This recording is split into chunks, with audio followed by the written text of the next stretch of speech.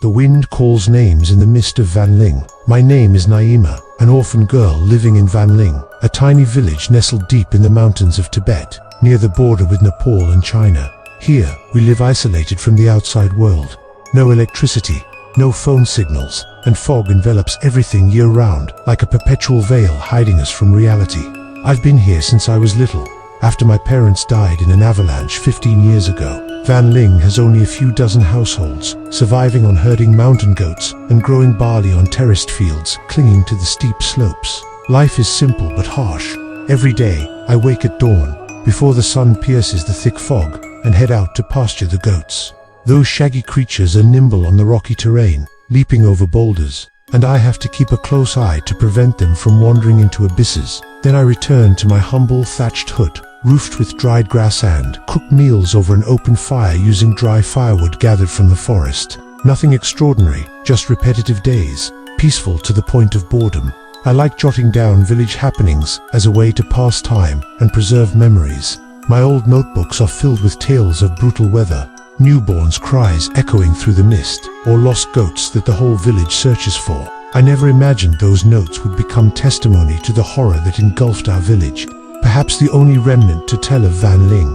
In Van Ling, people don't call the names of the dead after sunset.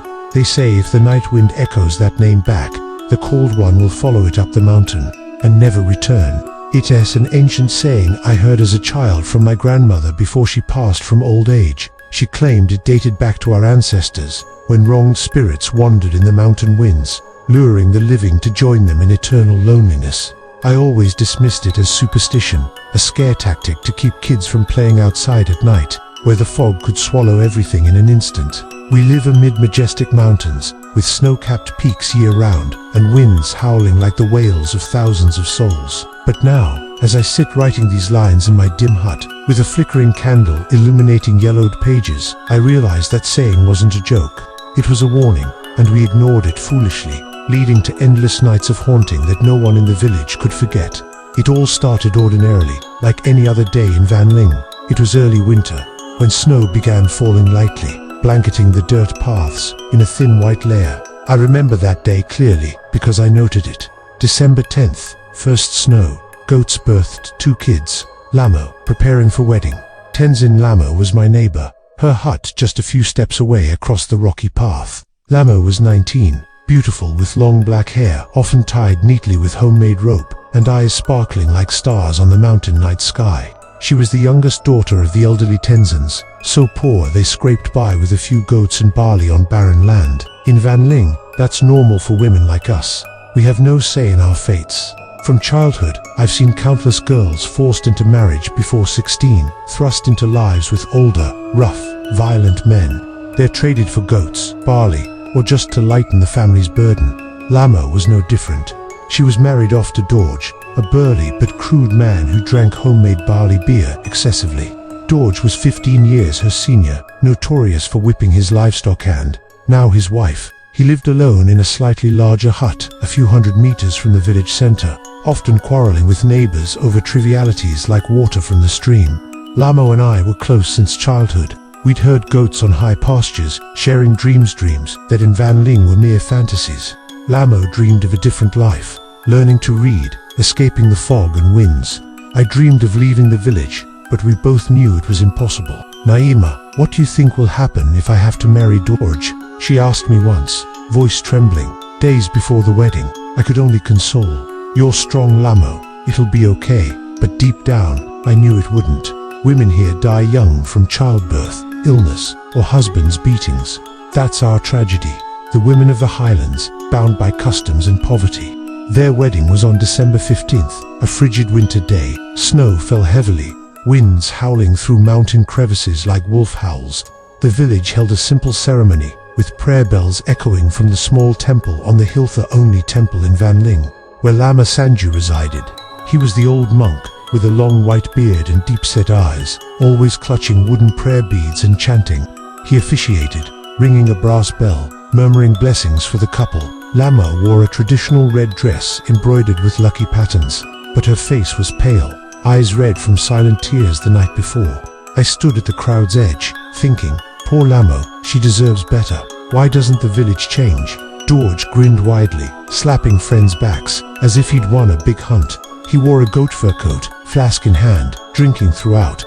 Everyone ate simply zompa cakes from barley flour, yak butter tea, roasted goat meat. Laughter echoed, but I sensed the heaviness in the air.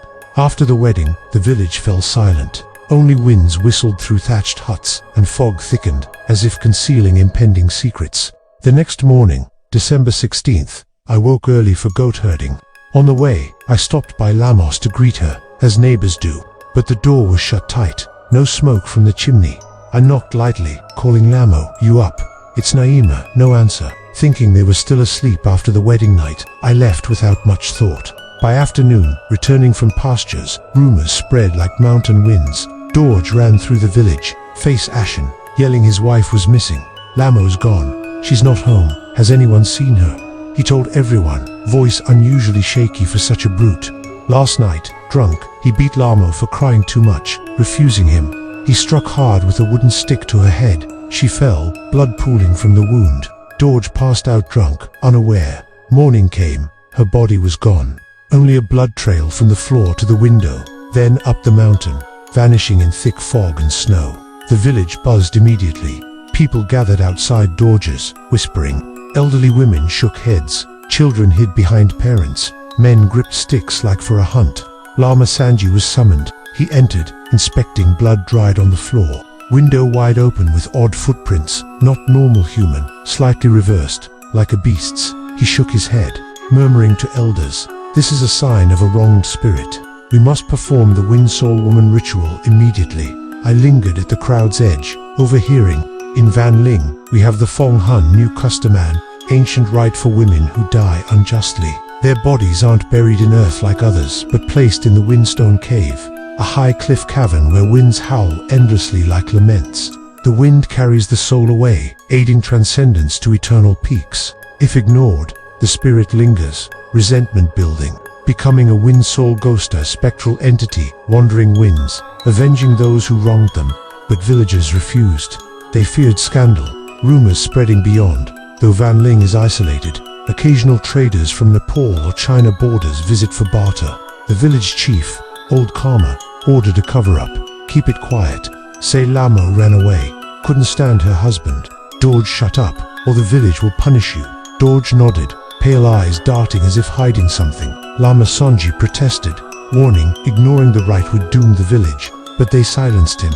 Quiet, Lama, the chief snapped. No trouble with spirits or whatever. This is modern times. I witnessed it all, unease stirring. As an orphan, I'm used to independent thinking, not as superstitious. I thought Dorj killed Lamo and hid her body on the mountain to avoid blame. Maybe he dragged it out the window. Snow covering tracks, I noted. December 16th, Lamo, missing. Dorj panicked. Village covers up. Blood trail to mountain. Suspect Dorj murdered wife. Life resumed normally, at least superficially. Snow fell. Winds howled. Fog denser, veiling the village's guilt. Days after, Van Ling seemed peaceful. I continued routines, herding, gathering wood, cooking, but subtle changes emerged. Night winds howled stronger, not usual but carrying whispers, distant cries. At first I thought fatigue-induced hallucinations. Lying on my straw bed, I'd listen to winds through door cracks, sometimes feeling like someone called my name. But no, just wind. Then Dorj vanished. On December 20th, neighbors heard a terrifying scream from his hut at dawn. Rushing there, door flung open. Inside, only fresh blood trail from bed to window, identical to Lamo's long, crimson, leading up the mountain. Dorj gone. No footprints, no struggle signs, just blood's metallic stench and echoing winds. Villagers searched mountains 3 days, calling in fog, futile. Winds too fierce, snow erasing traces, fog disorienting wanderers. Panic brewed. Whispers.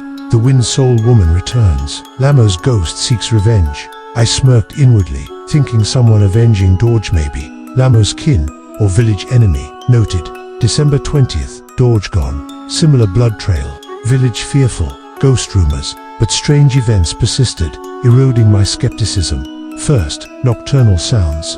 At midnight, as all slept, winds howled with distinct whispers. I'd lie awake, listening. Vague at first, like rustling leaves, but clarifying.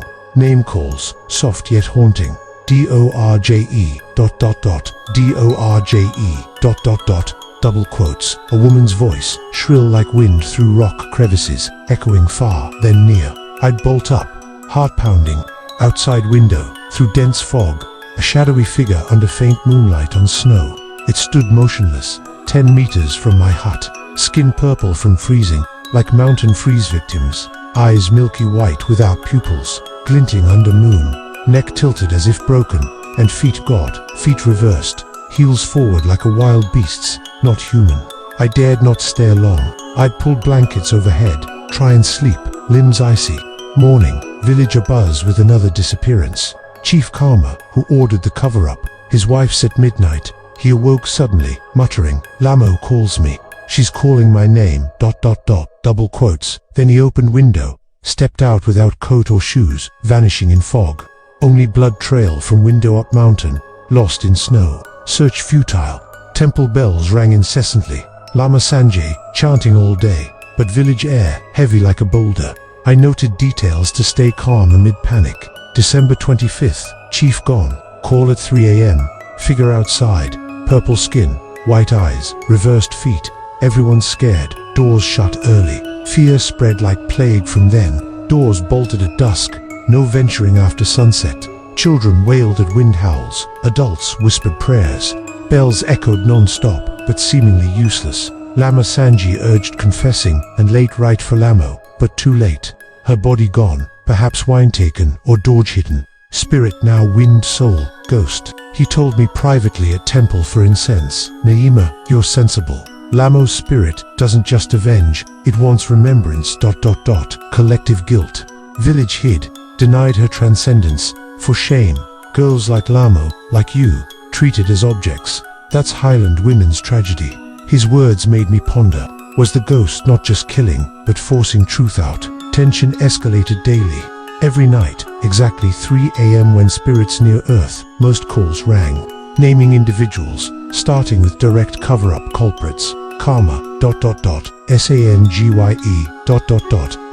TENZIN, ... if answered.